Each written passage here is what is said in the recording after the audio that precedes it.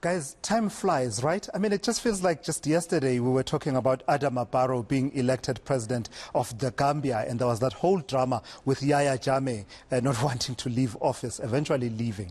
Well, he's just been re-elected, has Adama Barrow, to a second term of office. And in a moment, I'll be in conversation with Abbas Njundu Dabo, and he'll be talking to us from the capital, Banjul, just reflecting on that election, as well as some of the protests that have taken place. But I want to quickly touch base with eNCA's Aviwe Mtila at Westpark Cemetery before getting to that conversation. Aviwe, the cortege has arrived. Many speeches will be delivered there at the Westpark Cemetery. I understand you are joined by Mo Shaik.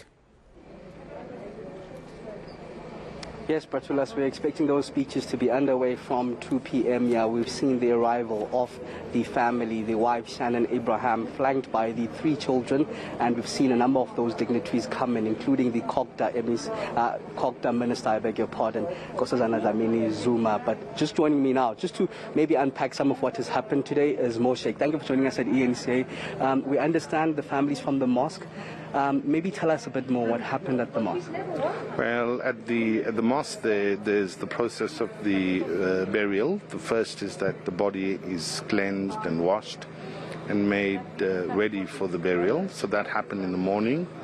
Ibrahim's son was part of that process, and then the body was taken into the mosque where the prayer was read for him, and everyone at the mosque had a chance to engage in silent and recital meditation. And we're now here for the official program, and the second part will see the Islamic burial for Comrade Ibrahim. And how's the family doing? We've seen Shannon with the 3 children. Yeah, how are they doing? It's been a very difficult time for them, and remember that Ibrahim has been ill for a while, so they have been through all the difficulties that he was going through, and the last few days have been in particular quite hard, but everyone is rallying behind them, giving them the kind of support, taking them through the process so that the grieving could start, and hopefully with everyone's love they would be able to pull through this. And I can't imagine what you yourself might be going through given the closeness that you had with the late struggle stalwart, but some of the messages that are just coming in, can you share maybe some of them? Well, there's been messages from a lot of people abroad, people who worked with him, Connie Brown, from the president of the Anti-apartheid movement from Holland, Helena Pastoors, and lots of those messages have been coming through. Some of them would be read at the funeral, but there's been a lot of international support.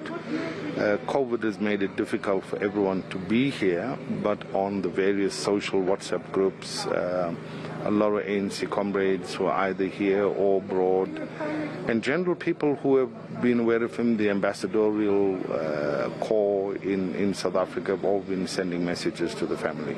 Okay, thank you very much. Mo Shaik, very close with the late struggle stalwart Ebrahim Ebrahim. Messages even coming from the Ahmed Kathrada Foundation suggesting that Kathrada himself described the late veteran as a spirit of courage. That was the character that he embodied. We're expecting to be underway here, Bratulas, at about 2 p.m. With a lot of even ANC dignitaries already sitting down here at the Westpark Cemetery waiting for that program to be underway. All right, I've got to thank you for now. That's eNCA's senior journalist, Aviwe Mtila, live for us at the Westpark Cemetery. Back to